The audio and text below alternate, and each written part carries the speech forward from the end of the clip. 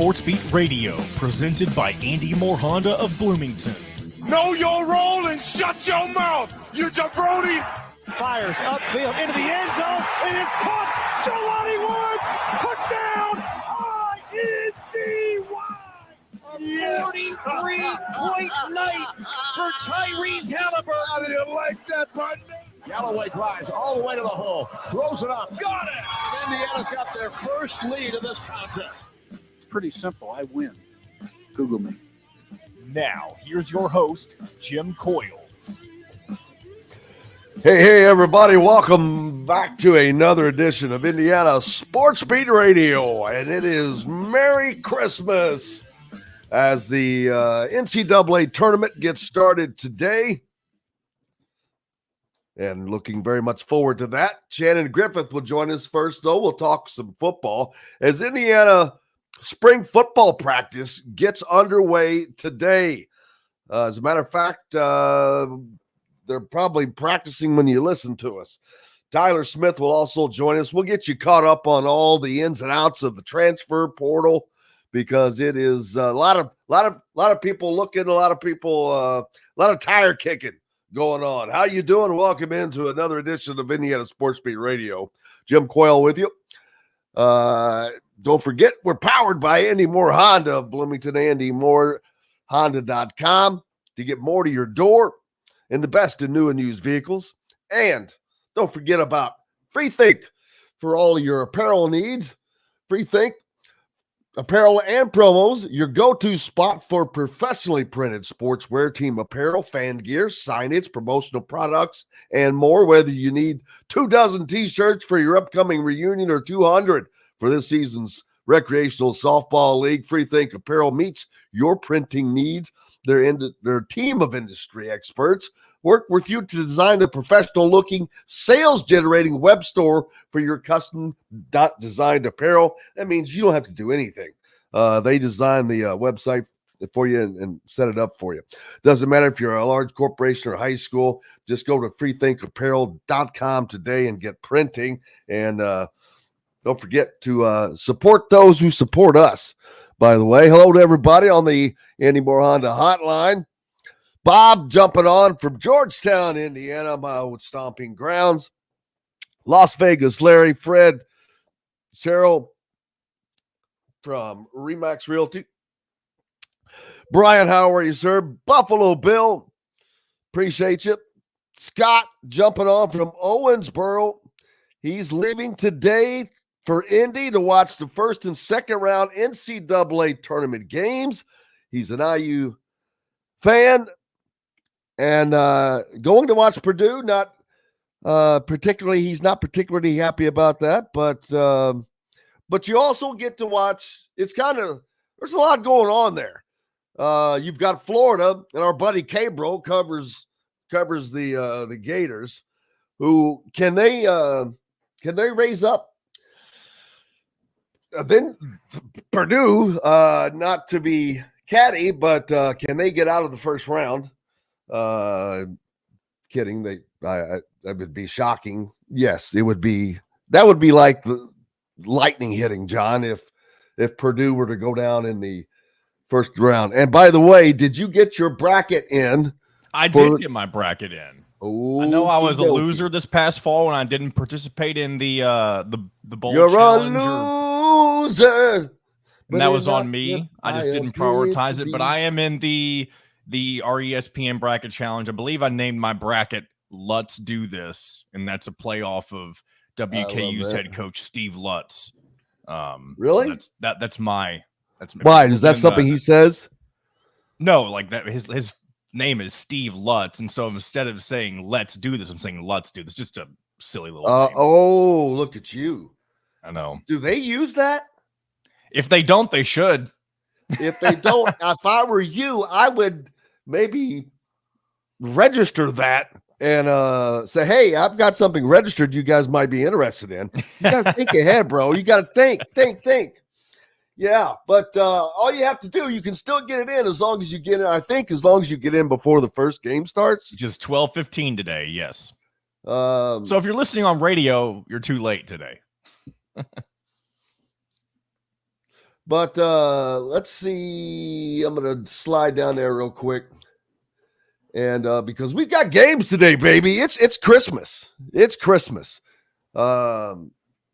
You've got Indiana out chasing guys. Purdue is chasing the ghost of March failure. I don't mean to be, again, I'm not trying to be catty. That's just a fact. Now, I'm not saying it as a slight to them. Just like just a headline, basically. But what are my brackets? Come on, man. Get that thing open. But I want to get my bracket open. There we go. My bracket. All right.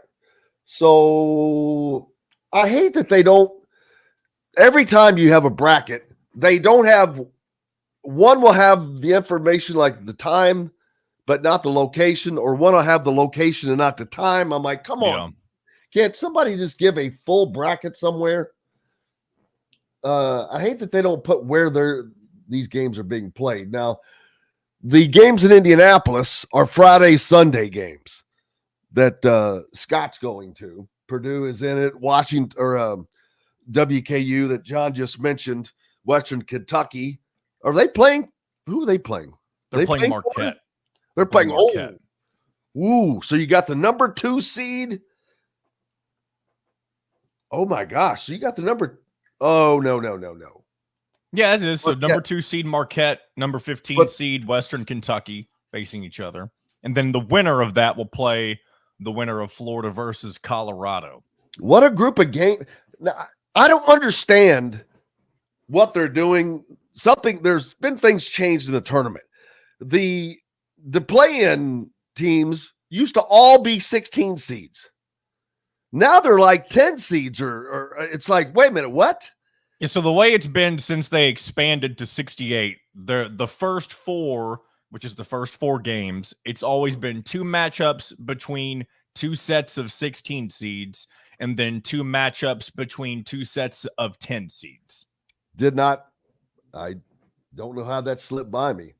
But yeah, Colorado being the big winner last night against Boise State for their 10 seed. And then 2 nights ago, we had, who was the other one that came out? It was Colorado State. So Colorado and Colorado State both how about their playing that state of basketball greatness? Colorado gets both Colorado and Colorado State in. Somewhere Coach Prime is smiling right now. Yeah, and Coach Knight and Katie are shaking their heads. Of course, Katie's proud of his group. But yeah, man, if you're going to Indianapolis, you're going to see Marquette, a number 2 seed, and Purdue, the number 1 seed. That's another thing. There are 3 number 1 seeds that play today, I think, not 2. Is that Let me take correct? a look here. Because I was looking through it yesterday, and I'm like, wait a minute, where's this other 1 seed? And so North Carolina is the first 1 seed that plays. They play today at 2:45 against Wagner. And then let's see who else. Actually, no, they're the only 1 seed. So only one seed plays today. I don't recall that happening before. It's usually they have them equally split. Yeah, that would make sense. And I've just not seen that before. It's new to me as well. So there is that. But make sure you go over to ESPN, and there's a bunch of people in there. And just go to the fantasy tab. There is what's it? I got to go backwards now to pull it up. There we go. Fantasy. You go to the fantasy tab, and then right down that you drop down box into the men's tournament challenge, and you look for groups, and it is Indiana Sports Beat fans. Password is Indiana. Free to enter. Jump on that, and it depends on what size, who wins. I've got different things to give away, but I've got a very, very cool jacket if it ends up being the right size for someone to give away. But and pullovers, yada yada. But we'll see what size of the people are who wins, and we'll probably do like the top 3 spots maybe with this many people. But I am. So who's your Final Four? My Final Four is UConn, North Carolina, Kentucky, you got UConn? and well, you got me off track. Who's my last one? I said Kentucky. Oh, and then Creighton. Creighton's my last team. Man, that stinks. I hate putting Kentucky in. I know I mentioned that before. No, I'm talking about you've got 3 out of my 4. Oh yeah, I think we talked about a little bit of that the other day. Who's the one we don't have? You don't have North Carolina, correct? No, I do not. Who you got in that, on that side? I have North Carolina. I really hate to have them going this far, and I might change that. I just did. Oh boy, that's dangerous. North Carolina and Alabama I had playing each other. Fun fact, I've got Alabama losing to Charleston in their opening round game. Yeah. One of my upset picks. But, I mean, again, it's just a pick. It may mean absolutely nothing. They may destroy Charleston, but. Yeah. The only difference I have in the Final Four is I have Baylor in there. So I've got UConn. That's not a bad pick. Baylor, Kentucky, Creighton. I've got UConn playing Creighton in the national championship and UConn winning it. Speaking of Baylor, before we get to break, you probably didn't see this, I don't believe, but Scott Drew doesn't outright say it, but also does say it that he's staying around with Baylor and he's expected to be getting a contract extension here in the very short future. Another one. And we can maybe talk about this later. Dusty May is supposedly top priority for the Louisville Cardinals right now. So we'll see. But he's also top priority for Michigan. That's who's left. Yeah. Now, apparently he turned down the West Virginia job. Well, and what did I say that? You said it. You said it.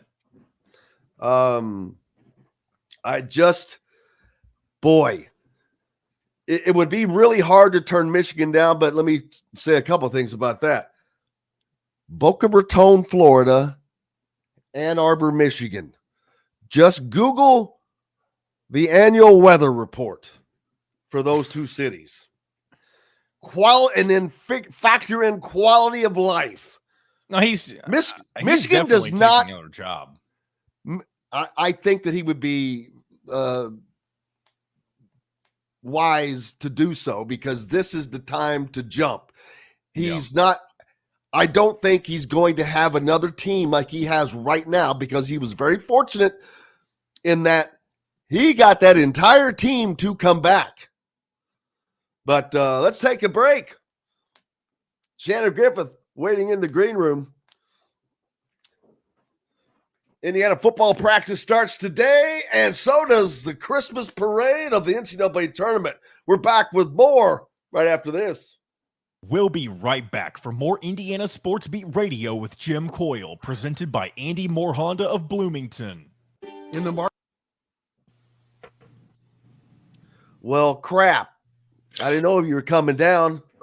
I'm on He's the using road. a background. I'm on the road. I'm on the road. My day job.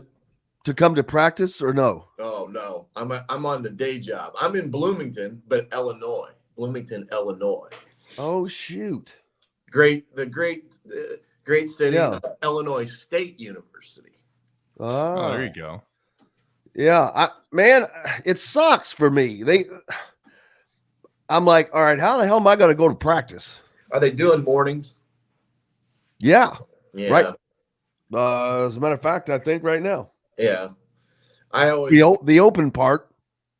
Yeah, which is probably the first 30 minutes. Yeah. Figured. Saturdays, if you practices on Saturdays, I would imagine those will be in the afternoon. And I thought maybe he would change the practice routine just from the standpoint of everything, but it's awful hard to change that once that you've diverted to those morning, the morning practices. Oh, I've always thought they were not necessarily great for the kids. It was great for the coaches in the sense that you may not have to be there till midnight, especially during the season. You're off the field by noon and you can get a good 6 to 7 hours of work in prior to shutting it down.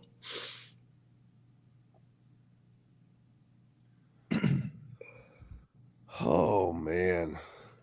Yeah. Boy, So, I've been dealing with some kind of sinus deal that I keep forgetting that I have allergies now because I never had them my whole life. that happens when you get older. And but normally the usual stuff kind of takes care of it and gets you through. Nope. Brand new.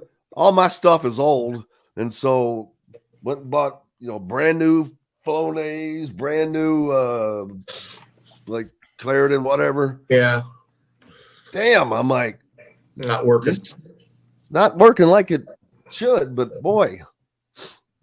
I'm right. I'm using the guest app for the iPad. So it's actually working pretty good. All right, here we go, guys. Need to make a gourmet meal at home, or pick out a tomahawk steak or a grouper filet and enjoy it cooked to perfection in Chop Shop Steakhouse. Chop Shop Market and Table, a part of the Wild Food Group, is your butcher, baker, and fish house, no matter where you live. This segment is brought to you by the Chop Shop, home of the Indiana football and men's basketball coaches shows. Welcome back to Indiana Sports Beat Radio with Jim Coyle, presented by Andy Moore Honda of Bloomington.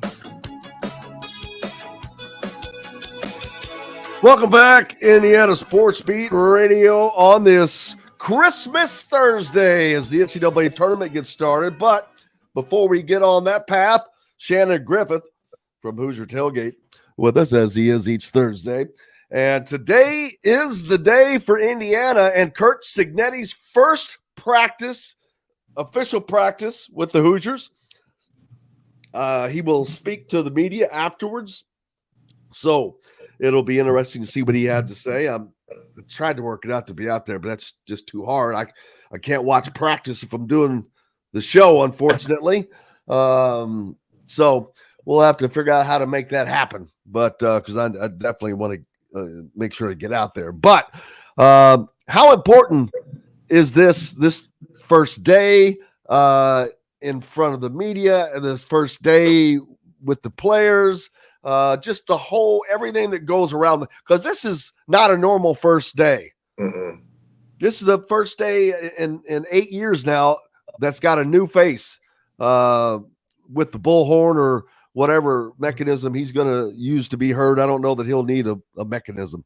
But how you, former coach, Yeah. how important is this day?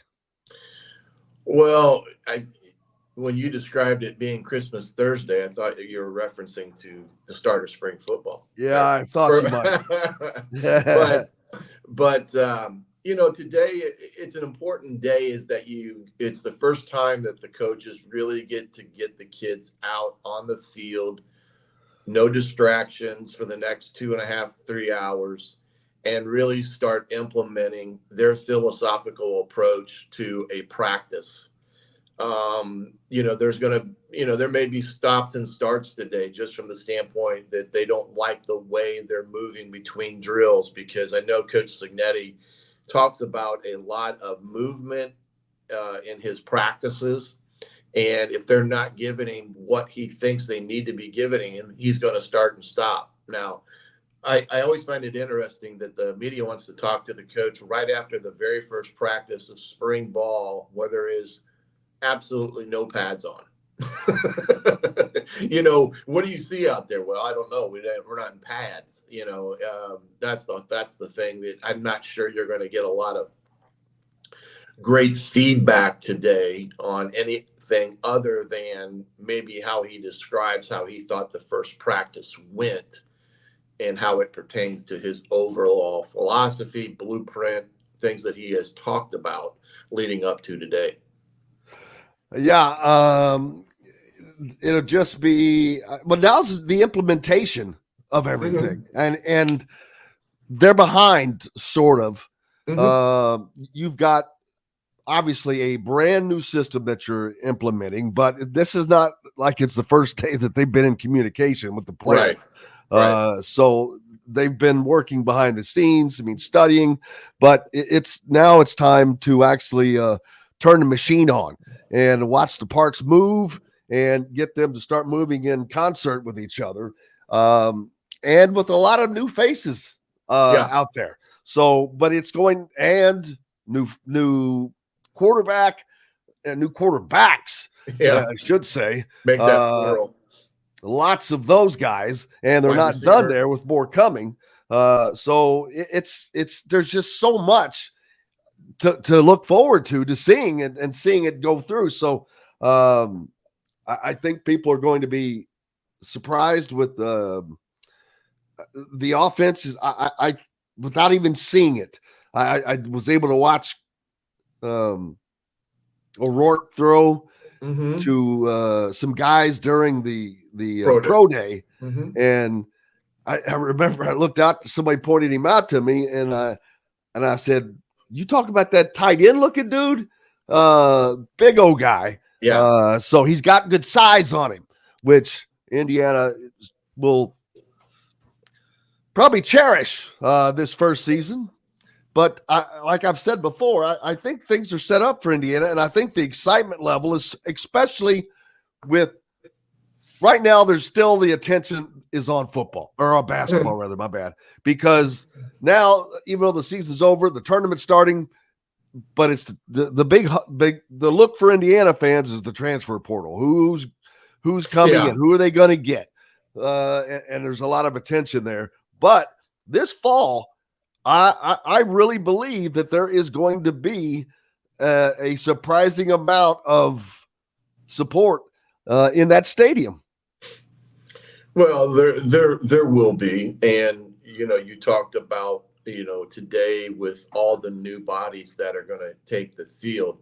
The biggest thing that they'll, outside of stressing how they run a practice, will be communication.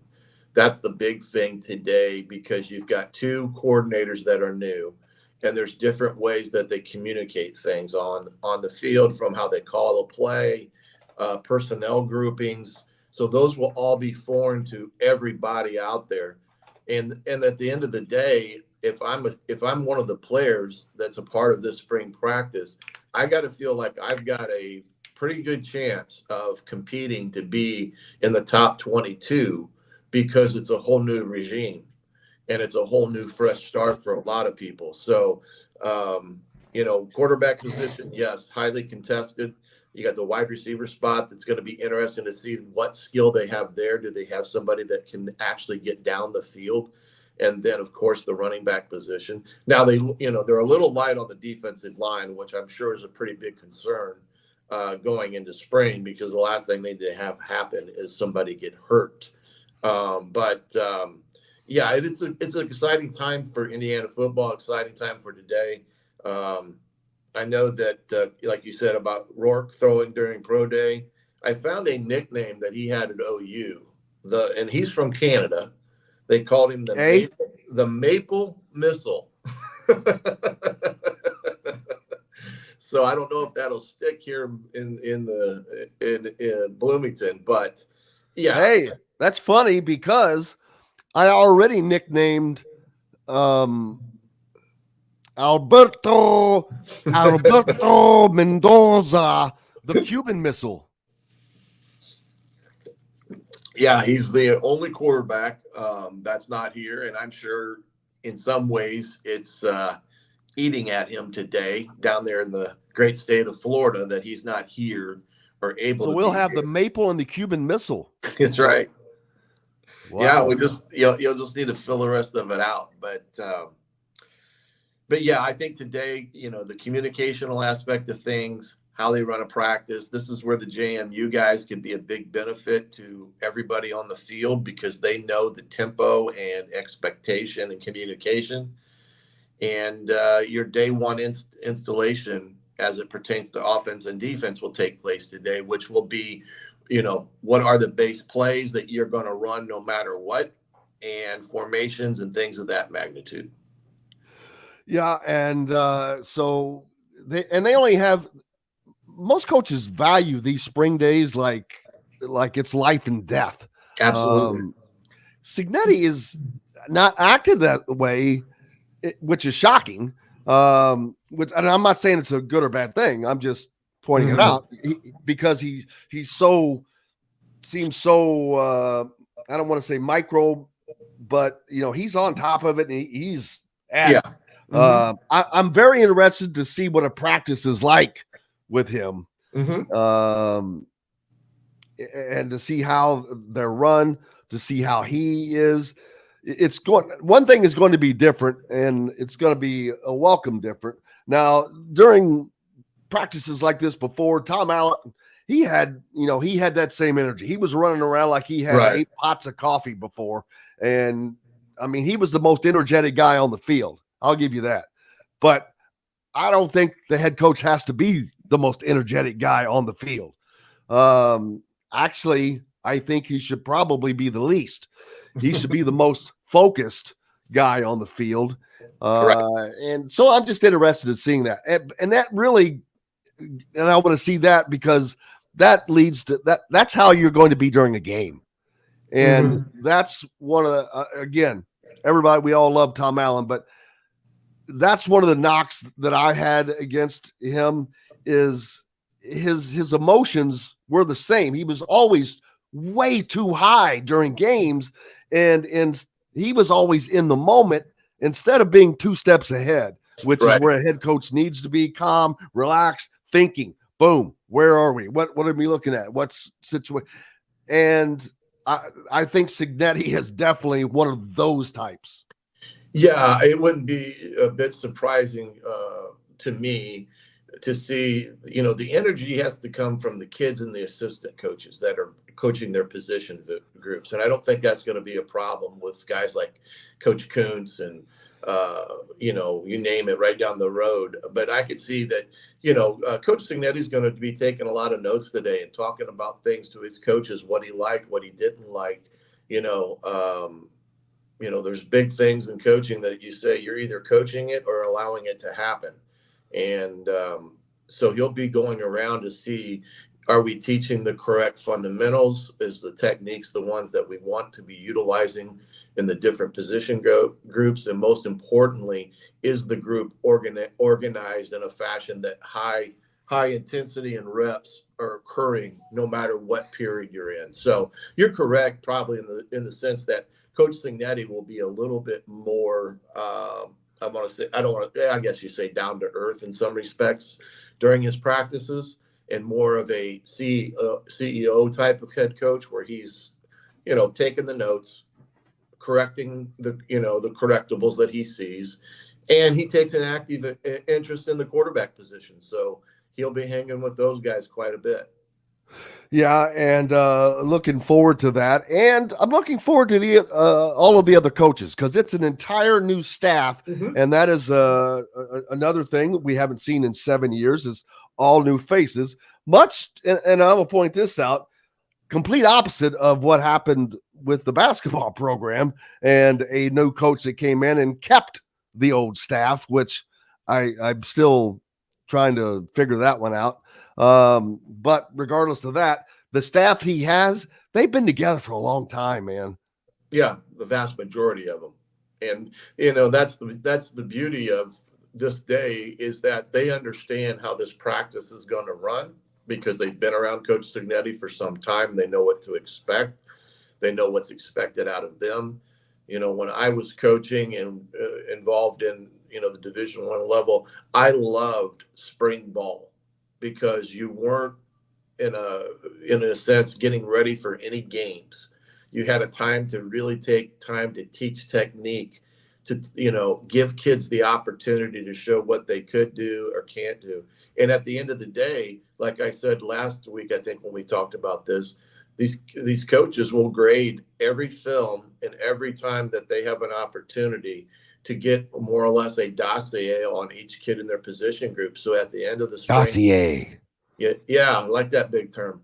At the end of spring, they will be able to have a true heart-to-heart with their player individually, one-on-one, as will Coach Signetti will get a copy of that when he has his exit meetings with all his players to talk about where he sees this kid, in the next year, what their plans are, and things of that magnitude, which ultimately may lead to some kids jumping in the portal because maybe they don't see them being someone that's going to be able to play right away for them. Yeah, that's another thing that we don't know. Will there be any more additions? Via the portal and losses via the portal after spring practice. What changes come about? So are you anticipating much change there? Well, from the standpoint of what they're going to look for, they're going to definitely look for D linemen. I think that's where they are the thinnest in all their positions. And I don't think it's a critical being thinned at that position, but you lose a kid that was a player for you a year ago, is it Blindy? And so now you've got to replace that. And I think they'll look in the portal for that. Now, as it pertains to the kids that are under your watch right now, I think you're going to lose a few. I don't know how the quarterback position shakes out, but I'd be surprised if Brock Lowry is not in the forefront of the race or in that top two category. He may look, but it's such an unknown right now with this portal and multi-year transfers. And well, don't forget about Taven Jackson as well. Well, yeah. I mean, how are they going to keep all these guys? First of all, there's no way. They've got like 14 quarterbacks in the bullpen, man. That's what are there 4 on campus right now? Well, there's 4 with guys that are scholarship quarterbacks, not including any of the other walk-ons, which I do believe they have 2 or 3. Well, that means they've got only 3 scholarship guys on campus with Alberto not here yet. Yeah, well, you got Taven. Brock Lowry's a scholarship. You got Tyler Cherry, and then of course Rourke, who came via transfer. Those are the 4 scholarship quarterbacks, and then you have a few other kids that are there in the walk-on category that provide extra arms. You can never have enough arms. Let me say that right now, because of the number of kids that you have out on the field, especially like at the wide receiver position, which is a full room. So when you talk about drills and things of that magnitude, you surely don't want to have, your top quarterbacks throwing all the time and develop arm issues. So, but I do believe that there is a possibility that you could see a quarterback or 2 looking into the portal. The problem with that as a quarterback, you're most definitely probably looking at a MAC level or below opportunity, because I doubt that it's going to lead to some other major program at this point in time, because they've already solidified those positions by now. What is the biggest thing that comes out of this spring practice for Indiana? Well, one, I think the number one thing is that you'll have a sense of who is going to be at the front of the line heading into camp without maybe there being an overall big announcement, especially at the quarterback position. But I think the biggest thing that Coach Signetti wants out of this camp is for the young men to understand what fast, physical, and relentless is, and how that applies to each and every player, each and every position, and the blueprint that he is in the process of implementing today, all the way through the summer up till that first game next fall. Well, we're looking forward to it, man, and I'm looking forward to getting out there. I hate that I couldn't make it out there today, but it's probably best with I don't want to give something They may not let you in the gate. Yeah. I got to the point where I took a COVID test last night, one of those self-administered ones. I had not even thought about that till someone happened to mention it yesterday. And I'm like, ooh, whoa. Yeah. Listen, I've never had COVID. I never got it. Uh-oh. And so it came back negative. So that's awesome. Or not positive, whatever that means. You don't. So I'll take it. Let's put it that way. Coach Shannon Griffith joining us here each Thursday. Don't forget you can follow him as well on all of his content with Hoosier Tailgate. Thanks, brother. We'll see you next week. All right, partner. Good to be with you. You betcha. Hey, we've got more coming up. More Christmas talk as the tournament gets underway today officially. That play-in crap doesn't count. It's real now, baby. And we've got it when we come back. Right after this, brought to you by Chop Shop Market and Table. Man, great place. You can dine in. And if you're dining in, you get 10% off in the bakery or over on the butcher side. Lunch counter. They've got it all going on there. Chop Shop Market and Table on South Walnut. Back with more Indiana Sports Beat Radio right after this. We'll be right back for more Indiana Sports Beat Radio with Jim Coyle, presented by Andy Moore Honda of Bloomington. If you're looking for a home,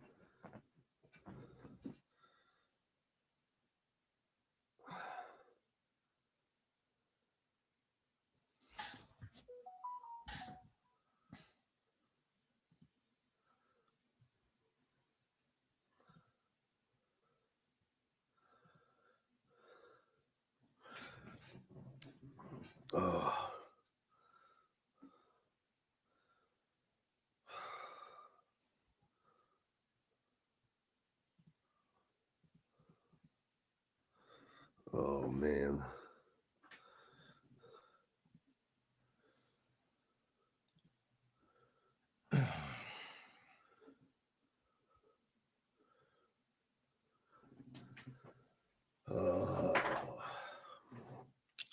I bet I sound wonderful. You sound fine. It's funny. It you know how it sounds different when you can't hear, when the bubble in your head you can't hear. Mm-hmm. I've been trying to get that thing to pop and it won't. It drives me insane. This side kind of will, but not the other one. Okay.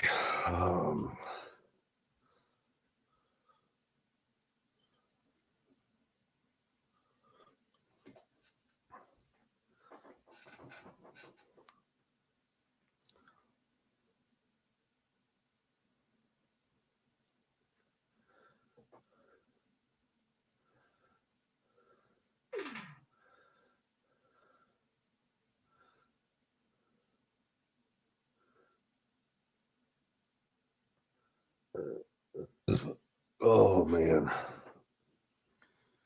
All right, here we go. For 90 days. That's right. 2023 and 2024 Honda Pilots, HRVs, CRVs, Honda Ridgelines, payment free for 90 days. Or get 0.9% APR financing for 36 months on a 2023 Honda Ridgeline. Go to AndyMoreHonda.com and get more to your door. ISB Radio. This segment is brought to you by RE/MAX Advanced Realty, Indy Home Pros team by Cheryl Sizemore. Welcome back to Indiana Sports Beat Radio with Jim Coyle, presented by Andy Moore Honda of Bloomington. Merry Christmas. Welcome back. Indiana Sports Beat Radio on this Thanksgiving and Christmas Thursday, brought to you by Remax Realty and Cheryl Sizemore. For those looking for a home in the Indianapolis area, you need Cheryl Sizemore and her 2 decades of experience. It could be the difference between getting the home you want or not, especially in these times. You want to have the right realtor that works for you, not works for themselves. Welcome back. It is tourney time, ladies and gentlemen, and I am here for it. Indiana is reportedly looking at several transfers. The latest of those, Eastern Kentucky transfer point guard Leland Walker. You may be very familiar with that name. He's an Indianapolis area high school standout, former, obviously. They've had preliminary contact with him. And that came from our friend Kyle Nettenrip. So we'll talk more about that. What is today? Thursday. So next week when Kyle joins us. But he's a 6'1" point guard. He appeared in 68 games, started 32 of those for the Colonels in the ASUN. That was spread across 2 seasons. He averaged 12 points, 2.5 rebounds, 3 assists a game. His sophomore year saw a massive jump where he went from 12 to 15 points a night, as well as grabbing almost 3 rebounds and dishing out over 4 assists per contest. But his shooting is also something that stands out. He shoots 47% overall and 43% last year, 34% behind the arc, and an 83% free throw shooter. Let me say that last one again. 83% free throw shooter. Let's hope that if he chose Indiana, he doesn't get affected by that magical free throw bug that seems to grab a lot of those guys. But, man, there are so many. And you can go to thehoosier.com to keep up with all of this, by the way, as you should. There is a long, long list. And they're keeping up with all of that as it continues to evolve, which is daily, that tracker information. The amount of guys Indiana has been in contact with, all of that is up there. The scholarship tracker as well for you to keep up to date. You know, I already mentioned guys like Clark Sagert from a senior from Penn, Marcus Foster, a senior from Furman. He's a guard forward. Marcus Foster, also a guard. So obviously Trey Dinkins, a guard from Canisius. He spent 2 seasons with the Golden Griffins. Man, I did not know their name until this minute. I was this many days old when I found that out. But he averaged over 15 points a game, 3.6 assists in 32 games. He shot 36.5% from 3. So, and 41% from the field overall. That's pretty dang good. So, Indiana has made initial contact, as has Miami of Florida, Seton Hall, Oklahoma, and a host of 20-plus mid-majors. Amari Williams is a center that Indiana is looking at. Big 6'10" man from Mount St. Mary's. Amari Williams, I got that one mixed up. From Drexel, rather. He spent 4 seasons with the Dragons, so he's a senior grad transfer. During his season, he averaged over 12 points, nearly 8 rebounds, and 2 blocks a game on 52% shooting from the floor. He appeared in over 100 games for Drexel throughout his 4-year career with the Dragons. I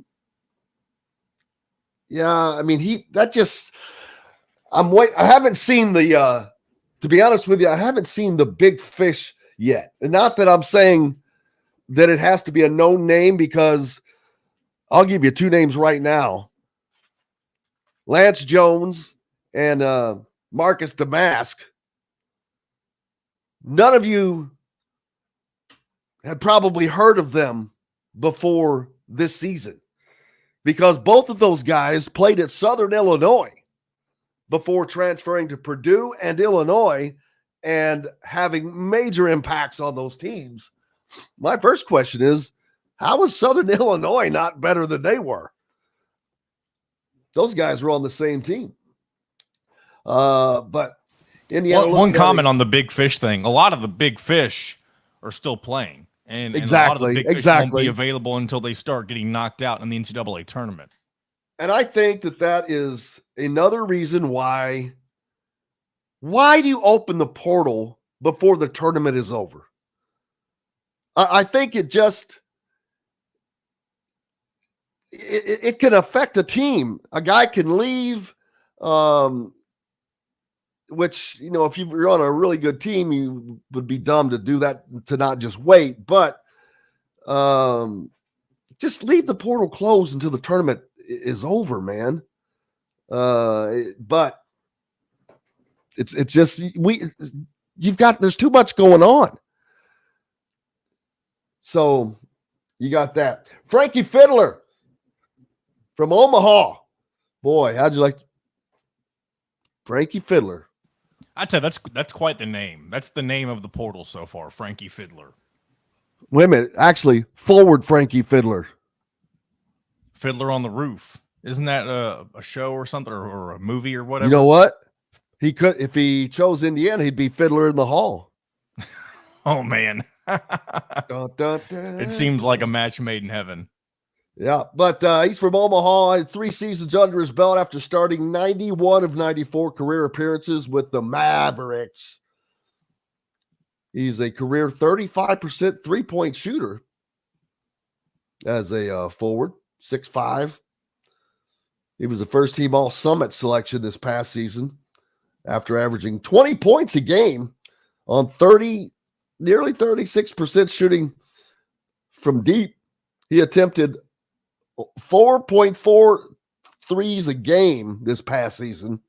That's a volume Indiana has to have. That right there. Those numbers. That's what Indiana has to have. They have to have a guy that shoots 35+% from 3-point.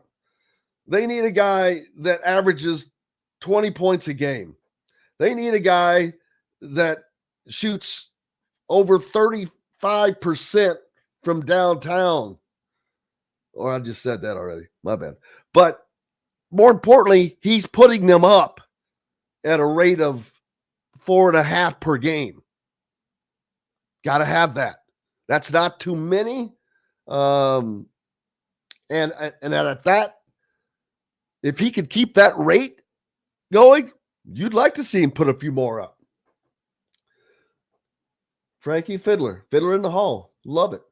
Another guard, Jacoby Gillespie from Belmont. So a lot of guys that you will not have heard of. Jacoby Gillespie. He's from that's from Belmont. Then you've got Kanan Carlisle, another guard from Stanford, former 4-star guard in the 2023 class. He was an all Pac-12 freshman, team member of the this past season. He averaged almost 12 points a game, 3 rebounds a game, and nearly 3 assists a game in the most recently concluded season. So those are some nice stats there. He's a point guard.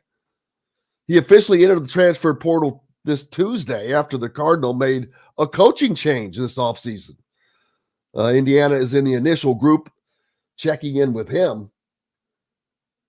So we'll see how that another point guard. And then yet Kanan Carlisle. We'll see what happens with him. Another guard, Dayton Albury from Queens, 6'2" point guard. Averaging 17 points a game, 6 rebounds, nearly 4 assists. He shot 36.4% from 3-point range, 48% overall, 75% at the free throw line. And then Leland Walker, as I said, former Indianapolis area kid, another point guard from Eastern Kentucky. So there's so much going on and to keep up with, but wait till the tournament ends. That's the thing. If you think it's crazy now, wait till this tournament ends. It's going to be nuts, the names that go into that. It's I wonder what I should have checked to see what the number is. Let's see. 6 of the last 8 tournaments. No Indiana. Jeffrey, you are correct. That is a sad, sad fact for Indiana fans. Jeffrey, did you get it on the our ESPN tournament bracket challenge? If not, jump over and do that. You can still get in, and I recommend it to everybody just for the fun of it. Just for the fun of it. Donald, appreciate you, man. He's coming in from Atlanta, where our good friend AJ Moye is from. And he's a Southern Indiana guy. Floyd Central dude.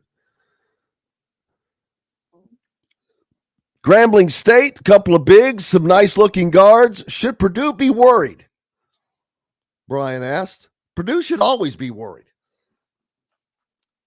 Partly because it doesn't look like, I'm not saying this to be hammering on Purdue. That's not my position to do. That's for the fans. But I will point out that their March failures are significant. 3 Elite Eights in 43 years. 3 Elite Eights in 43 years. I know Purdue fans are excited right now because they're going through this golden age. But that golden age, that bubble, like the one in my head, is probably going to pop at some point when this tournament ends and the career of one Zach Edey comes to a close at Purdue. So it's kind of a, if not now, when type of thing. Now, if they have the path of Virginia, who was the first number 1 seed to lose to a 16, then they may have good luck on their side, because the year following Virginia's opening round loss to a 16 seed, becoming the first and only number 1 seed to do so, the following year they won the national championship. So Purdue is coming back with a better team than they had last year, as they lost in the first round to Fairleigh Dickinson.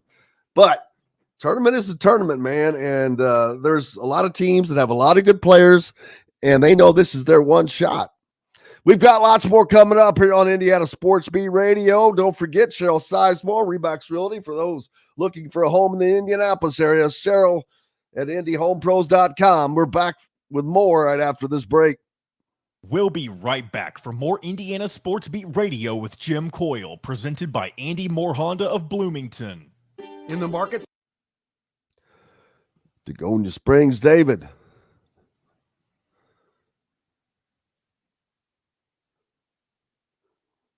Tanis, just don't run the cat over.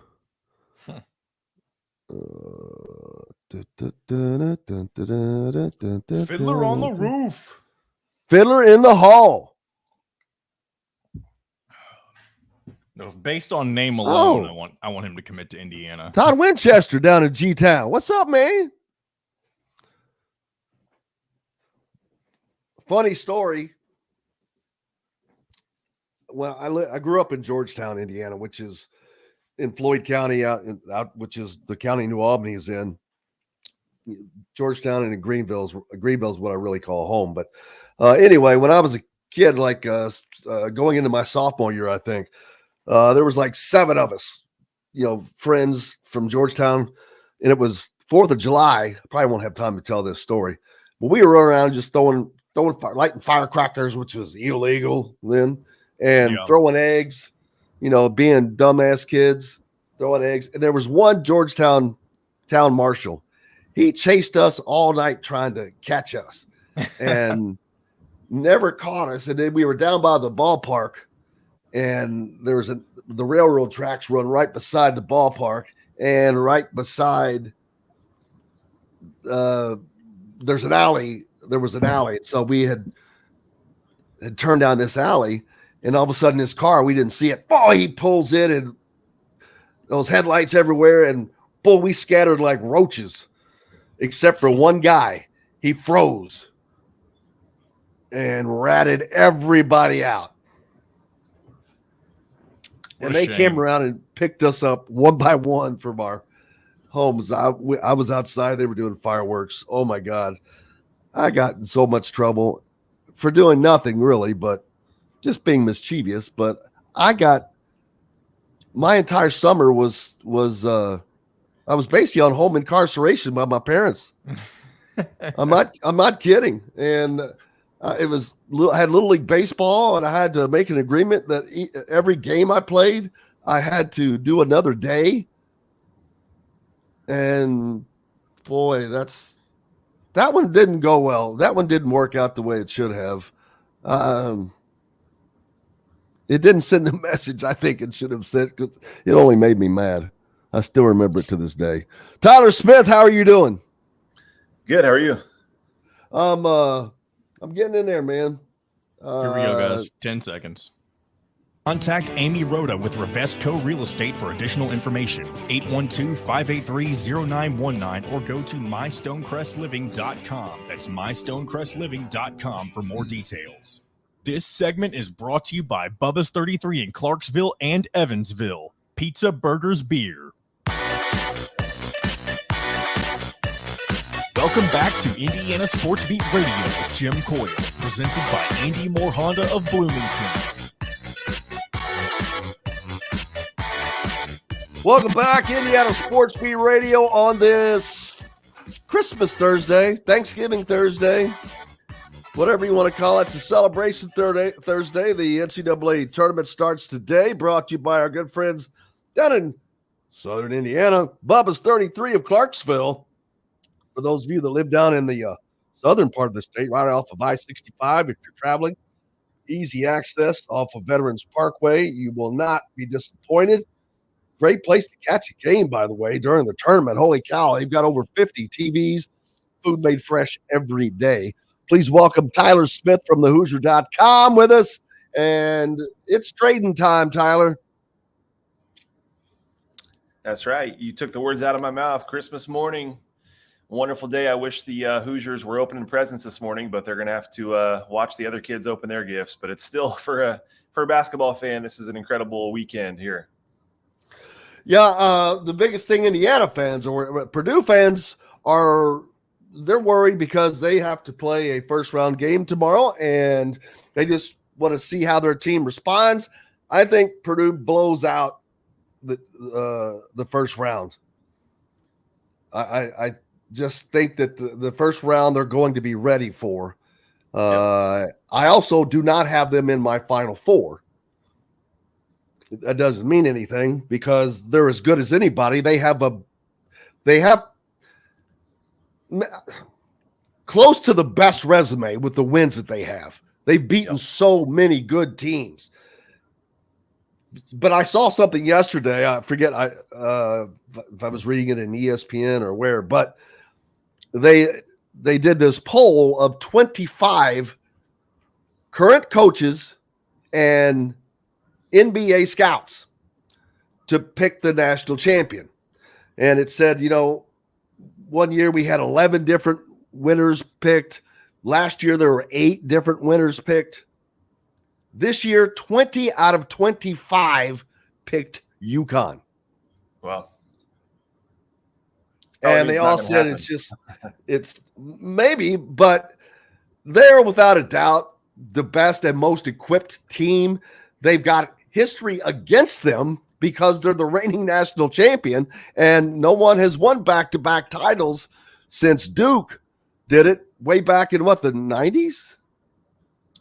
I thought Florida did it, but I wasn't Florida sure did it in 07, 08, something like that. Oh, okay, that's right. Florida was more recent. I had the numbers mixed up. So Florida, that's right. Florida was the most recent, 07, 08. And that was a different era. where a team stayed together. They had a hell of a team that stayed together. Those guys, that was, 3 NBA players off of that team. So, and here's an amazing thing about UConn. For all the Indiana fans that want to use the excuse of, oh, look what we lost. You didn't lose jack compared to what UConn lost. Mm-hmm. They lost 3 starters and 75% of their offense. And what did they do the next year? They're the number 1 team projected to win a national championship.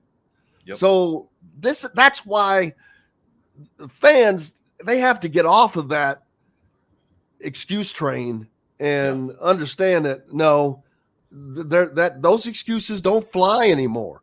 It's too easy. If you know what you're doing, and I'm not saying I do, but if you know what you're doing, to put together a good team.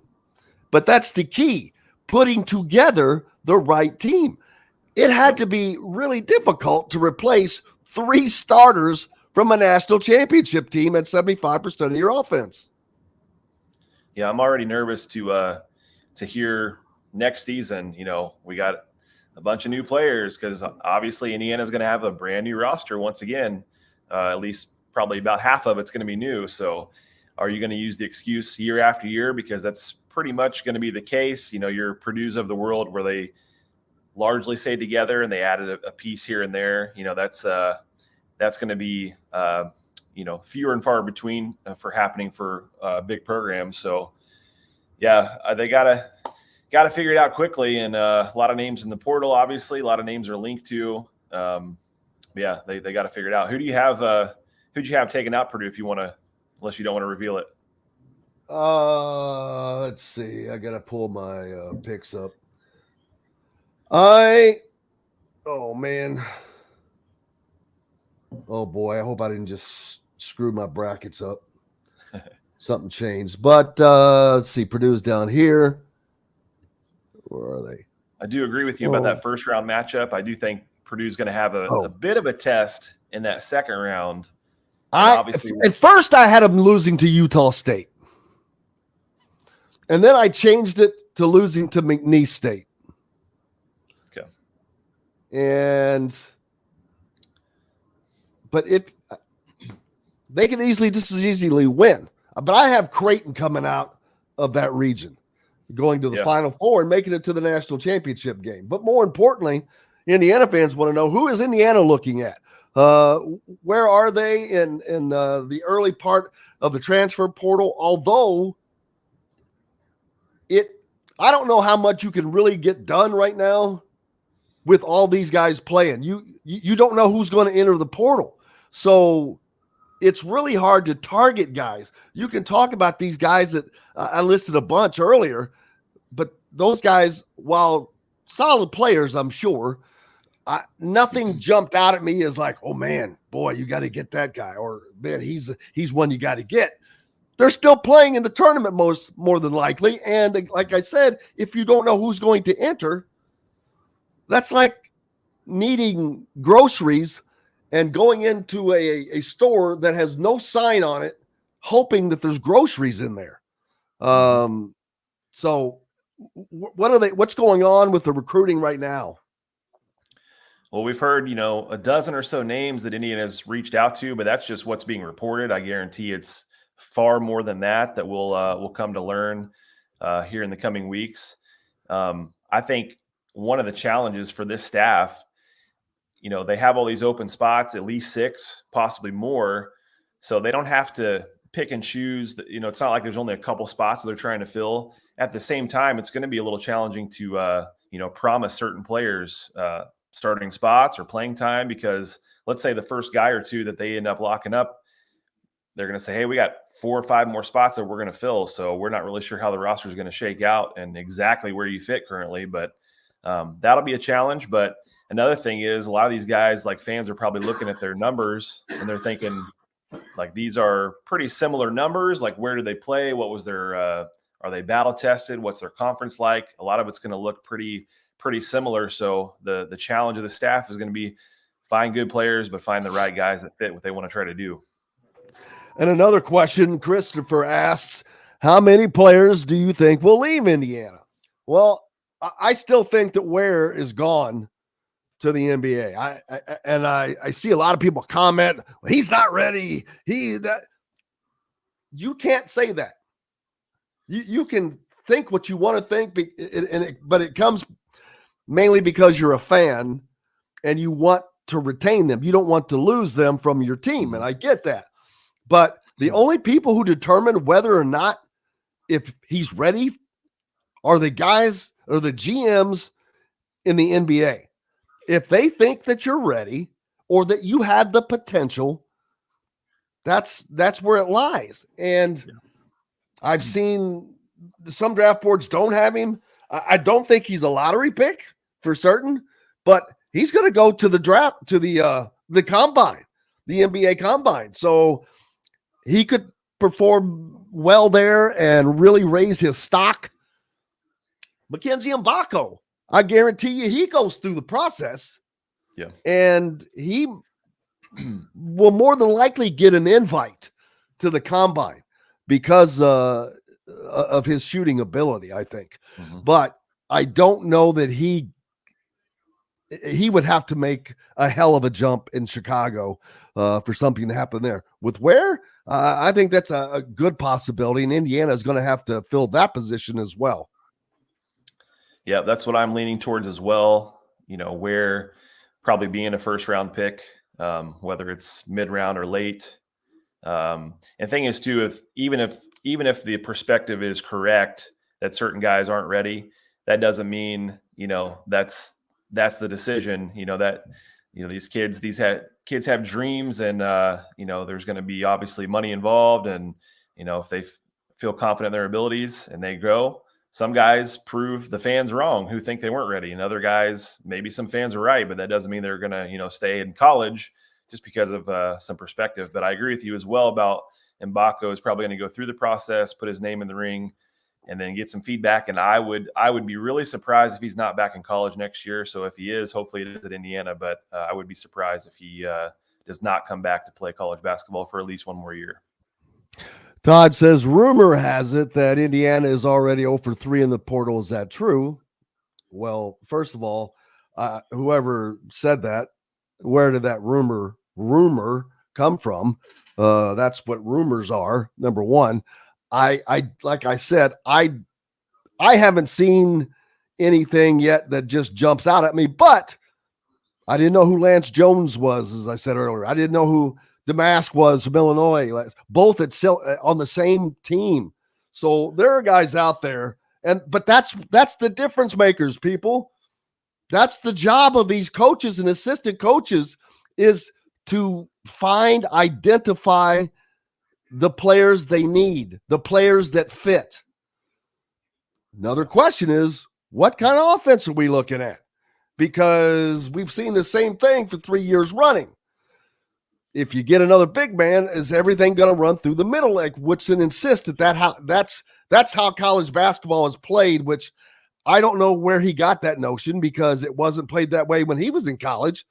Yeah. It's not played that way by many other people, not called Purdue. So I that's a worry. I think that's just a cover up for not having what he needs. And Brian Evans was on an Indianapolis radio show, or friend JMV, the other day, and I listened to it, and he pointed out so many things. It's a good listen. There's about a 12-minute span where he just goes and points all these things out because he's a proud alumnus, and he's one that is not only not happy, but he's one that will speak up. And he did. And he took exception to the fact that Anthony Leal and Trey Galloway went through senior day ceremonies, although he said they're not seniors. They're coming back, which I agree with. If you knew you were coming back, why do you go through? And I'm not jumping on those two guys, those Anthony and Trey, but why? If you already knew you were coming back, why do you do that? Xavier, he's gone. His eligibility exhausted. Anthony Walker, eligibility exhausted.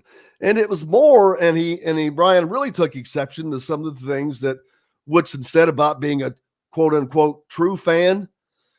He said, I don't need somebody telling me whether or not I'm a true fan because it doesn't fit into his mantra. And to me, that shows that not the pressure, but boy, that excuse bubble is really growing. Yeah, if you look back at this entire season, it's been just a whirlwind. I mean, a bit of a circus at times. Like, there's been so much to talk about, which has been cool. But I mean, you look at just the senior night, and then what happened in the Big Ten tournament, with the win and then the blowout loss to Nebraska. There's so many things going on. And now it could get crazier in the next month or so. And I think, as I mentioned, there's going to be so many more names that we hear about soon. But I will say this, out of the first 12 that we heard, 11 of the 12 play on the wing. So if there's any bit of positive outlook there that Indiana is, realizing the importance of going after guards, I think if there's a scenario where Kello Ware ends up going pro, probably the best scenario is, you've got Renew at the 5 and you put Mbaka at the 4 and you bring in a bunch of wings and you go from there. So, but you will have to still get a big or two that can come off the bench and provide you minutes. Yeah, and so now we've got the tournament starting as well today. A lot of attention there. Indiana women, don't want to forget about them as they start play on Saturday. Saturday, Monday. So you've got Purdue and Western Kentucky with former Hoosier Christian Lander, former Boilermaker Brandon Newman. They're playing tomorrow in Indianapolis, along with Purdue, who will then play, if they win, on Sunday. The Indiana women start open tournament play in Bloomington on Saturday, and they'll play again on Monday if they win. So there is a lot going on right now. And then we get to Tuesday, and you just turn it around, and it comes right back to Thursday again 2 days later. But the NIT is also going nuts with tons of games. And you know what? A lot of talk about Indiana saying that they weren't going to go. They weren't invited. I'm not sure they would have got an invite. I know people are going to disagree with that. I'm not sure they would have. To be honest, they were invited. They did decline, unless something I that's don't.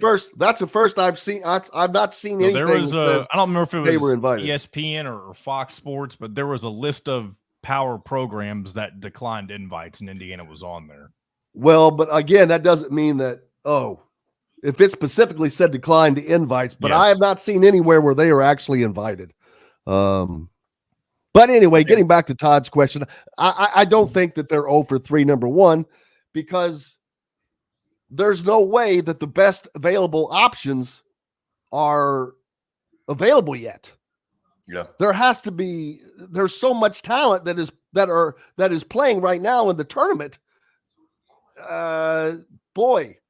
If they were 0 for 3, that would be a scary thing, simply because that means they're just firing things out there willy-nilly. I don't believe that to be true.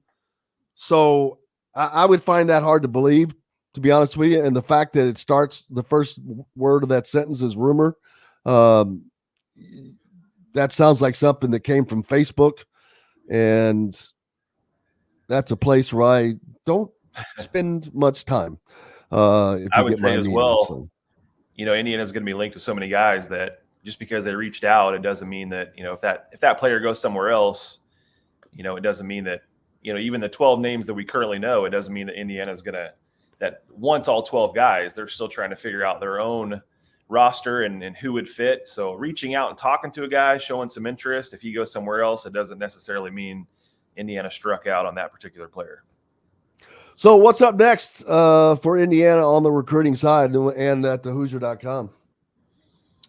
Well, what I'm interested to see is, in this next month or so, if there's some guys that decommit when the coaching changes continue to happen, if there's any recruits for next year that end up decommitting that Indiana can maybe pounce on to have anybody in the next class coming in. But otherwise, they're just going to be going crazy in the portal. And, it's going to be fun to check out the names and talk about them. But also fans need to understand there's a lot going behind the scenes and a lot of guys that they're not linked to publicly that they will be. So it's hard to tell Hoosier Nation to be patient, but you will have to be a little bit patient. A lot of roster spots to fill, and they'll probably start trickling in. And it'll be a fun offseason to watch, see it how it fits together. Well, that's going to be at least once the tournament ends, it used to just be it's over. Man, it's going to roll on after this tournament ends because the portal will become its own entity, number one. Number two, you have the Chipotle High School National Championships in Brownsburg in April, and also the WBIT. I guess that's the Women's National NIT, maybe. I'm not sure, but that's at Hinkle Fieldhouse in April. Then you have a TBT site at Hinkle Fieldhouse coming up in June, I believe. So tons of basketball continuing to come all summer. Yeah, and that's one advantage of the portal is because it does keep your excitement. It's like free agency on steroids. So as many flaws as it has, there are some good advantages of it too. And so for Indiana fans who can watch the tournament and, play with their brackets and everything, but also keep it focused on, the Hoosier.com as we keep you updated on everything portal. Looking forward to it. Tyler Smith from the Hoosier.com joining us. Going out, as Bill says, Grambling plays 8 guys that play 20-plus minutes. Purdue may have their hands full tonight. That's exactly the kind of team that would beat Purdue. A team that has deep depth and can just get up and down the floor and run them. I think that's something that'll take from a team like Grambling to do that. But we've got more coming up here on Indiana Sports Beat Radio, brought to you by Bubba's 33 in Clarksville, right off of Veterans Parkway. Pizza, burgers, beer. Back with more right after this.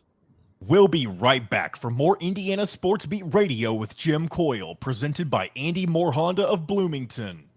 Formerly, Thank you, that Tyler. second rounder, watch out for Purdue in that second round. who's that? Well, both those teams are like in the upper 30s in the net, and they can play a little bit. So stupid. But they do have a little bit of talent over there, so we'll see. Are you talking about Utah State or TCU or McNeese? Both of them are similar.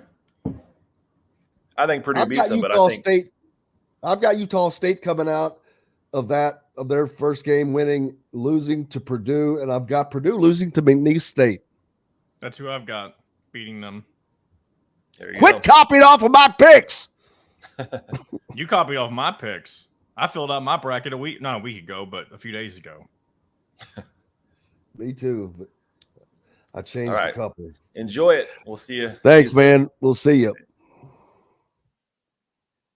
Yeah. Dusty May hype. Yeah.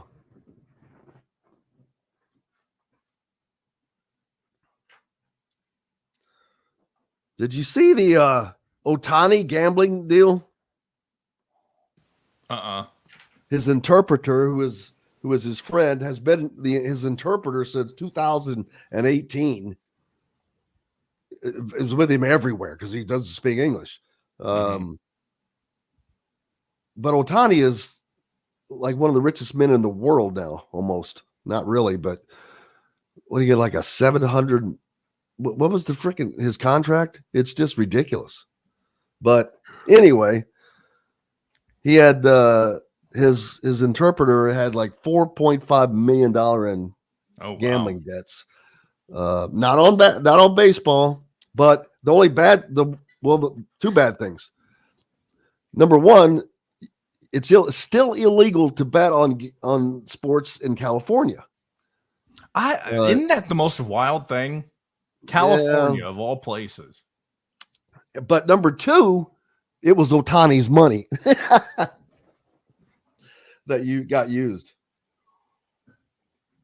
I feel like you could get away with anything in California, but you can't bet sports legally in there, huh? What's the first game of the day? Michigan State and Mississippi State at 12:15.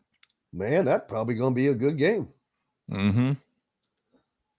Here's one guarantee I can give you for the wait a tournament. minute. MSU will win the first game. One guarantee. It's a joke because they're both MSU. Why don't they say when these freaking games are? You have to look on the right. I don't know if you're looking at scores or if you're looking. No, at I'm looking at my bracket right now, and I'm like going, why can't you just put in? All right, here we go. 5 seconds. IndyMoreHonda.com and get more to your door. This segment is brought to you by Hoosier Hanks East. Welcome back to Indiana Sports Beat Radio with Jim Coyle, presented by Andy Moore Honda of Bloomington.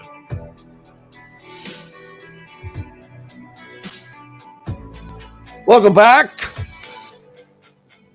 It's Christmas Thursday. Jim Coyle with you as always. Thanks a lot for being with us. It's tournament time and lots of questions. It's also the coaching carousel continues. Jason says that Scott Drew has reportedly told Louisville he's not interested. If people reached out to back channel, which probably happened, and again, that's something else that I said I didn't see happening, that he wasn't going to leave Baylor for Louisville. I mean, why would you leave a program that is competing for national championships right now in the toughest conference in the country and to go to a rebuild project? Makes no sense. That's why I said I don't see Dusty May. I don't see that happening. It just doesn't. But Dusty May apparently still potentially being courted by Michigan and what was the other one, John? Oh man, what was the question? Who's courting Dusty May?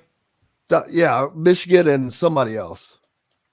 Well, obviously West Virginia was one a while back, but apparently he already declined that offer. But the two biggest schools that are courting Dusty May currently are Michigan and Louisville. There was also a mention of Vanderbilt. I don't know how realistic that is. No way. If you turn down West Virginia, you'd turn down Vanderbilt. And then he was also mentioned for the Ohio State job before that was given to Jake Diebler. Yeah. Vanderbilt, that's crazy. Vanderbilt, I said this yesterday or the day before yesterday. Vanderbilt is a job you take knowing that whatever you're getting paid, if you can get $2.5 million or $3 million a year, which I don't know what a Vanderbilt coach gets paid, but let's say he gets $3 million a year. Just take that times 5, knowing you're going to get $15 million and you get fired in 5 years. Now there's reports. I would do that. I'd take that deal. That Chris Mack will be taking the Vanderbilt job. Now that good fit for them. Well, I don't know about the fit, but I do know that Chris Mack doesn't have a lot of suitors, and that tells you he's also been out of the game for 2 years now. Yeah, but it also did not end well. Yeah, and so. But here's the thing: Chris Mack had good teams at Louisville. There was just a lot of drama surrounding the program, and really, yes, hasn't that's there what been I'm saying drama surrounding Louisville? So, buddy, they are the National Enquirer of college basketball. That's true. But yeah, we'll see. Harpoon Bakery says Montana State might have been the harder challenge for Purdue. Grambling State will be a cakewalk. Yeah, we'll see. Boy, that little voice pop there.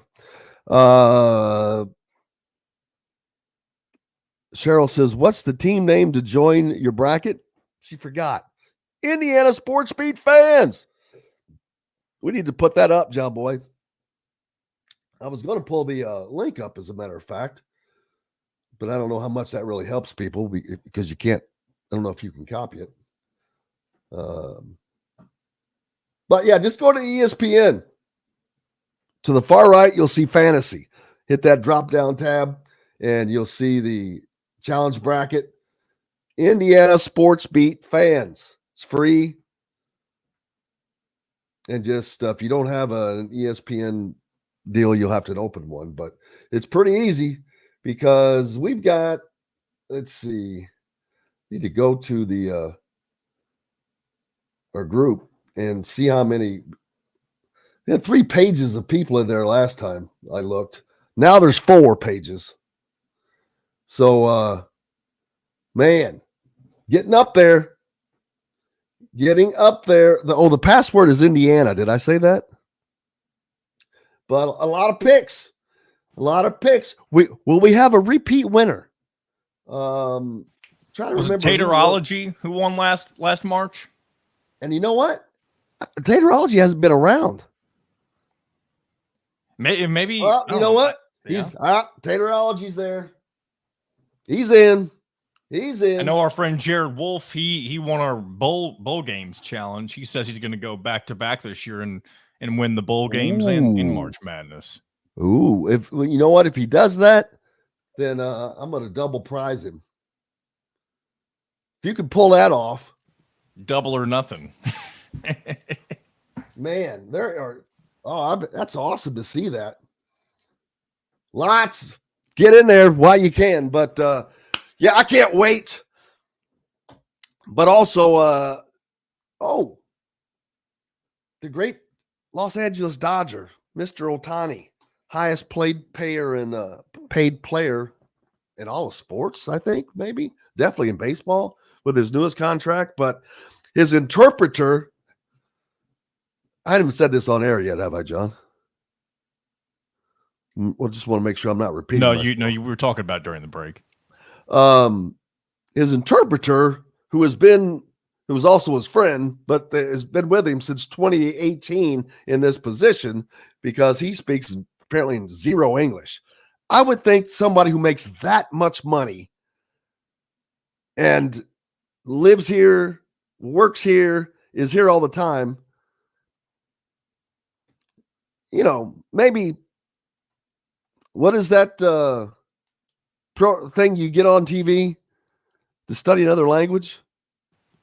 Oh, I don't know what. There's different brands, but no, there's the one that everybody knows that Rosetta Stone.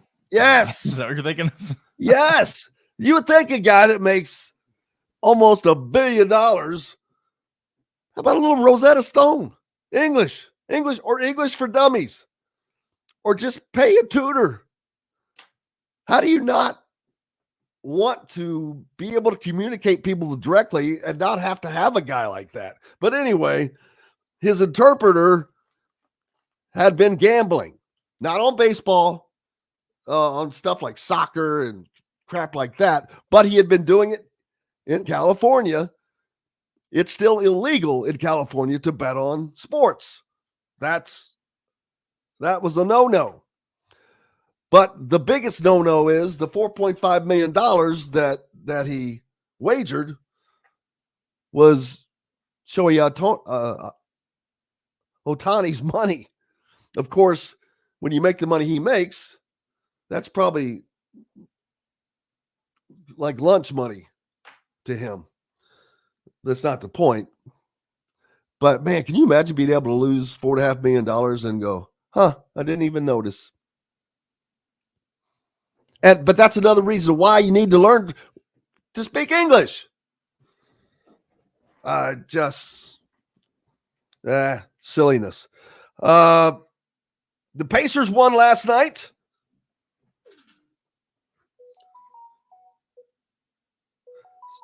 She said, look like they're winning ways again. Oh, before I forget, Saturday. This is cool. I'm going to spill the beans in case. I'm trying to get Bobby Plump on. And if you don't know who Bobby Plump is, you're not from the state of Indiana. John, do you know who Bobby Plump is? No, I don't. I know the name, but I don't know who he is. I wish I had a ruler and that I could wrap your knuckles right now. Like the old Catholic nuns It's a little violent. No, not if you don't know. That's worse than the bicycle movie. It's almost time to watch the bicycle movie again for people who were. Well, anyway, Bobby Plump is the guy that sank the shot in the movie Hoosiers. He was the real guy. There we go. Just rang He's the real guy now. Yes, I've heard that now. He was Jimmy, or Jimmy was him. Yes. Bobby Plump's the dude that sank the shot, man. But they couldn't call him Bobby Plump in the movie because it's not, attractive enough, if you will. I don't know why. Well, I don't think they wanted to use any of the. Well, they didn't use any of the real names. It was instead of Myland, it was Hickory. But anyway, Saturday, which it really stinks. That's another thing. There's too much going on. Saturday, there is the 70th anniversary of Myland's win, of that win in the I think it was the 54 tournament for Myland High School. They beat Muncie Burris, I think. But Saturday is the 70th anniversary of that, and they are having a celebration in Knightstown at the Hoosier Gym. And some of the actors are supposed to be there. Our friend Angelo Pizzo, the director or producer of that movie, writer of that movie, is going to be there. And Bobby Plump. So that's a historic thing that I would love to go to. But, oh man, I'm kind of mad that they scheduled it during the NCAA tournament. You've got NCAA games in Indianapolis and Bloomington. And then this. So, boy, if the times would work out, but the Indiana women play on that day, and I think they play too early to do both, where Purdue plays at 7:25 tomorrow night. Could have made that one work. But if you're not going anywhere and you don't have anything to do this weekend, man, there's something fun to go do. And if you've never been to the Knightstown gym, the Hoosier gym in Knightstown, that was the gym that they used as the home for the Hickory Huskers, a.k.a. Myland. And I've been there a couple times. It's just super cool. You go into the locker room where they shot those locker room scenes. That's the real locker room, and it is tiny. I cannot imagine a feature film being shot in that room. I would have, oh my gosh, I wish that I would have been able to be around that. It would have been like an extra or just be around that set. I wish I knew Angelo then like I do now. That would have been the coolest thing in the world. But I mentioned the guys that are listening now that from Georgetown, that I grew up there while I was in school. Georgetown Elementary used to be Georgetown High School.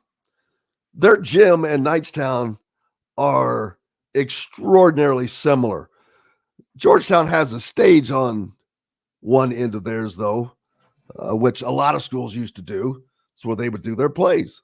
You'd have the basketball courts for the seats. But if you watch Hoosiers, the sideline wall that is about a foot from the out of bounds line is this sideways or upwards tongue and groove paneling. Georgetown's got the same thing. Georgetown was probably built in the same era. It's just like the great gyms at Southport and Southridge and Newcastle, those subgrade gyms. They're awesome. They're just perfect for everything, for games. Whether you get an incredible sight line, and that's why Indiana high school basketball is just incredible. Brian's Final Fours: UConn, Arizona, Houston, and Creighton. Not a bad one. I just you got to decide. It's not going. 1 year it cannot be all these high seeds because it hasn't been. But we'll see, man. It's so. That's what makes this tournament great. And I know most of you guys are probably against expansion of the tournament, which they're going to have to do something. Tom Izzo talked about it. Rick Pitino talked about it. But the biggest thing that Izzo talked about is the fact that the committee is made up of athletic directors and who else is on the committee? I forget, but it's not, there are no coaches, no former coaches, nor former players on. And Izzo said, you've got to get somebody on the committee that is a little closer to the game.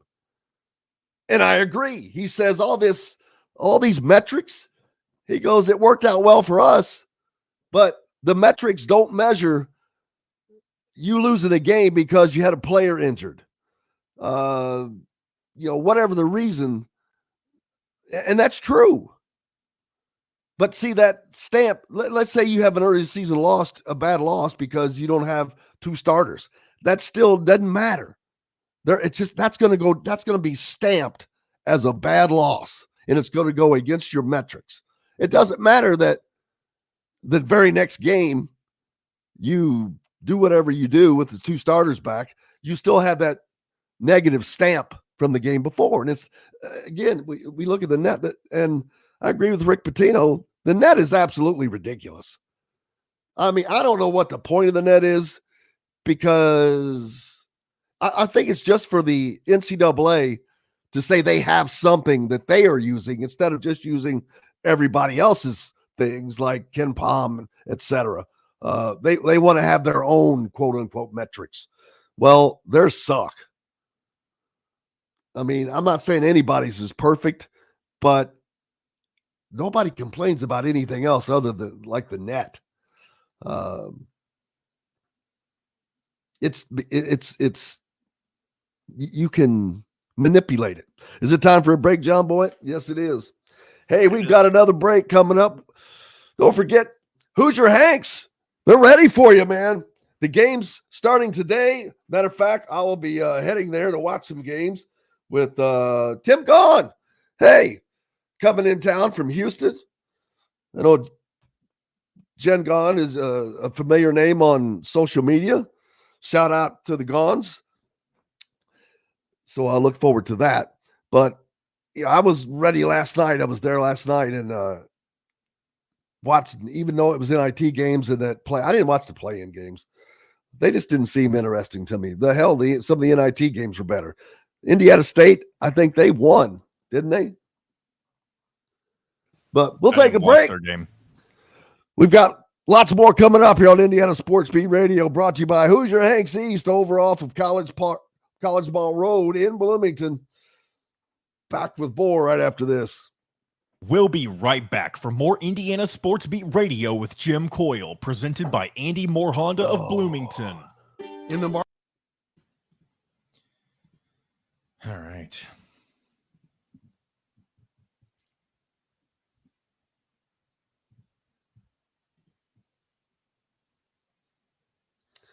Oh boy. What are we oh-boying? That's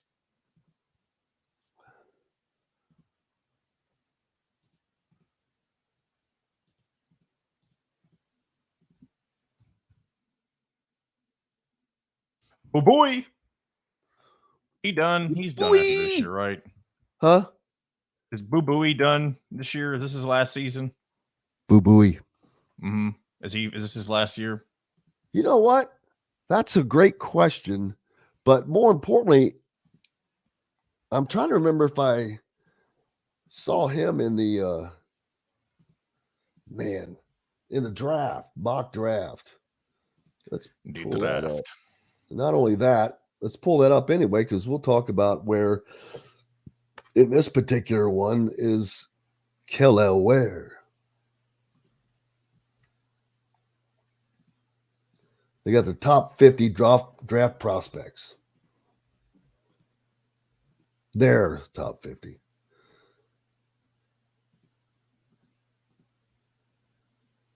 Oh, come on. I swear, I put NordVPN on, and ever since, I think it makes my connection drag. It might. That's a very likely possibility. Well, because I've never had this before, and like, see, I can watch myself, and it's just, yeah, it doesn't make sense. All right. Number 50, John L. Davis from Florida Atlantic and from the region, listed at number 50. The region? Caleb Love. All the talk about Caleb Love, he's 49th as a shooting guard. And why not 50? Don't they do like 50? Aren't there 52 picks or 54 picks? 53? Trace Jackson Davis was 52nd, right? I thought there were 60 picks. Well, he was second to last, and I think he was 52nd. Because there's 30 teams, right? All right. See, here's another. UConn has another guy that's projected in the draft. Then there's Johnny Broom of Auburn. RJ Davis from North Carolina. Coleman Hawkins, Illinois. Dylan Mitchell, Texas. All right, here we go, guys. I don't know why I said guys. It's just us two. Table, a part of the Wild Food Group, is your butcher, baker, and fish house, no matter where you live. This segment is brought to you by the Ugly Grouper.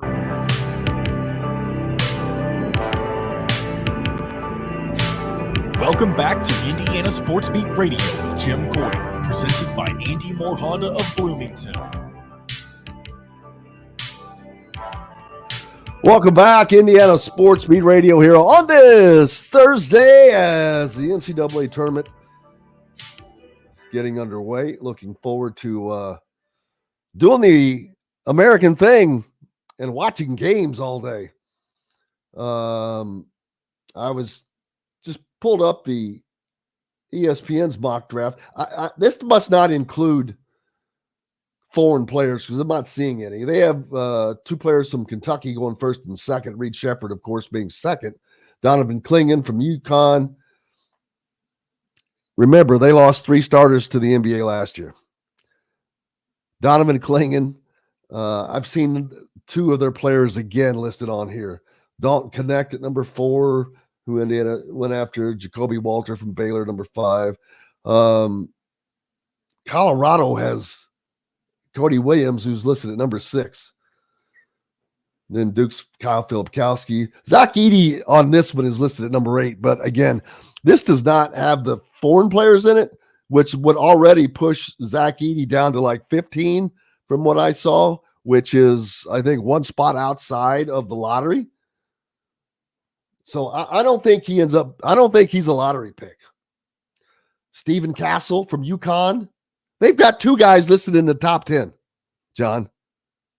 2. That's why they're so heavily favored. But I've seen also, Baylor. Don't sleep on Baylor. They've got a couple of guys. Baylor is, for some reason, I mean, I guess it's because they've taken some questionable losses, but they are not a very popular pick in March Madness this year. But I agree with you. They shouldn't be discounted. No, when you have Missy, who is a 6'11" freshman, almost 20 years old, that is projected to go in the top 10 of the draft, and you also have right in front of him a point guard, shooting guard, also a freshman at 6'6". Okay, people, once again, I hate to say this. UConn lost 3 starters off of a national championship team. And what did they do? They went out and they got at least 2 guys that are both freshmen, so they're all new, and heading them back and they are the odds-on favorite to win another national championship. And these two guys are projected as two in the top 10 of the college players to go in the draft. That's successful recruiting. That's getting the pieces that you need. I mean, the information just lays itself out. It's not, I don't want to act like it's something that I could do. I'm not in that position. But I think if you paid me $4 million, buddy, it won't be for a lack of effort. I can tell you that. Because it's out there. And that takes me back again to what Brian Evans, some of the things Brian Evans said. He goes, I can't believe it now. He said, back in my day, coach, he wouldn't you couldn't keep anything. He said, if you wore your socks out, turn them in for another pair. He said, if you wore your jock strap out, which I think he was joking, turn them in for another pair. There was no keeping of anything. And of course, it's a different age today, but that led to his point he goes, I cannot believe that with all the resources that Indiana has and the ability to hand out bags of money, that they can't get the guys that they need. And he really took exception to Mike Woodson's senior night speech, I guess you'll call it. It was just kind of one of those, if you're not behind me, you're against me things. But I just, that's all fine and well. But there needs to be accountability. And I haven't seen the first lick of that.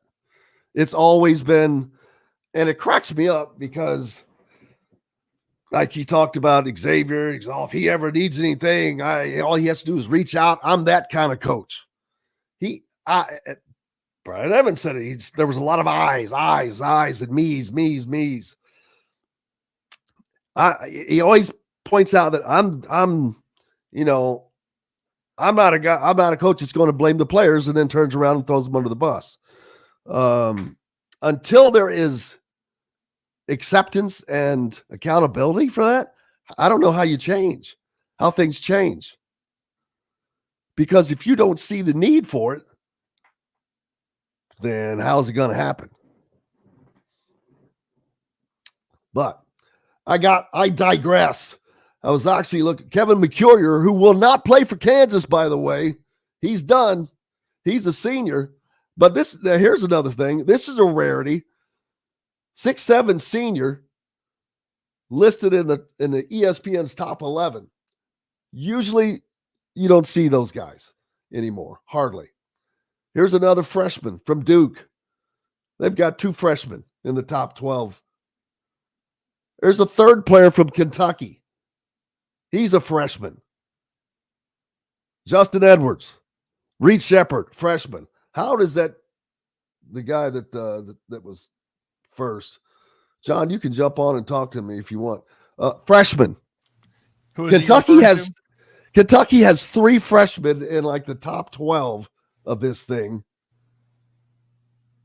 projected to go in the NBA draft. Now, one and dones are not the answer, but they are part of the answer.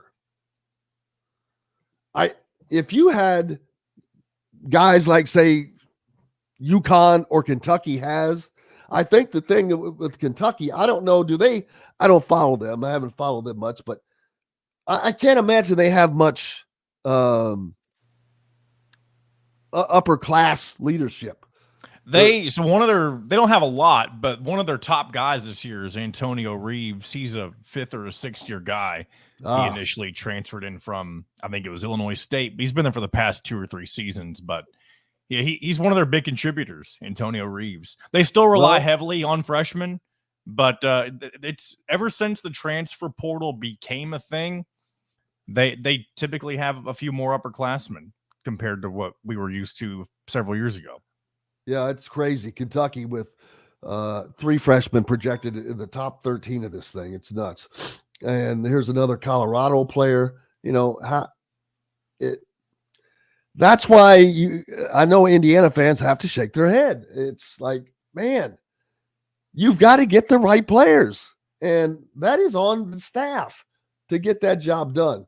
Terrence Shannon projected to go. DJ Wagner, a 4th Kentucky freshman in the top 20. You got to be kidding me. That's nothing new. That's nothing new for Kentucky. Well, they had kind of gotten away from that. But number one, DJ Wagner was probably expected to be a one and done maybe, but I guarantee you he wasn't projected to be this far behind Reed Sheppard. No, I mean, you would have thought they'd be switching places, really, is because DJ Wagner was the top recruit in the class that they were a part of. Reed Sheppard was what's the word? A fringe 5-star recruit, Reed Sheppard was, but I mean, he's definitely been the biggest surprise when it comes to the freshman class as a whole in terms of the production he's put on the floor. Here's a 5th Kentucky player in the top 25. Justin Edwards? No, he was the 4th. Oh, you already mentioned. Who's the other one you haven't mentioned? Ugana Onyenso. No, he's not a freshman. He's a sophomore. He's a Kentucky player, but he's a sophomore. But that's a 5th Kentucky player. 4 freshmen and a sophomore in the top 25. Now, if they don't do anything in the tournament,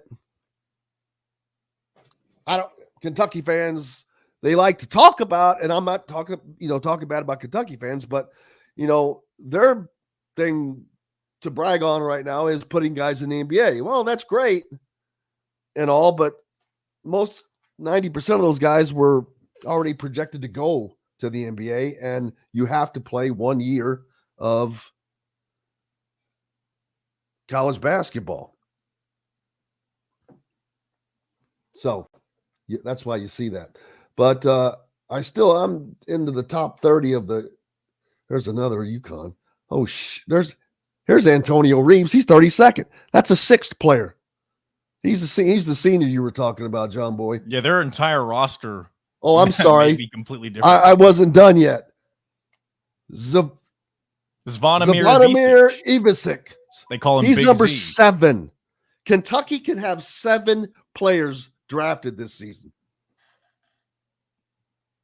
Now, it's wild. First of all, that tells me if you have that much talent, your ass better be getting to a Final Four. To me, this team has way more pressure on it to get to a Final Four than, say, Purdue does.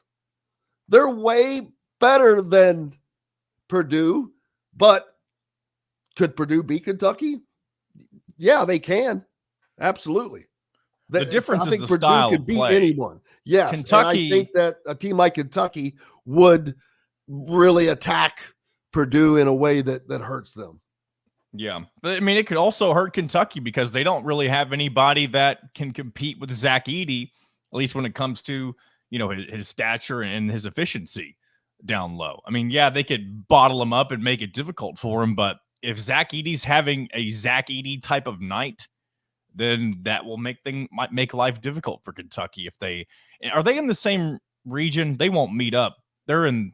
They wouldn't play till the Final Four, correct? Yeah, they're in. Yeah, Kentucky's in Houston's region, so that's not a matchup we would see for quite a while.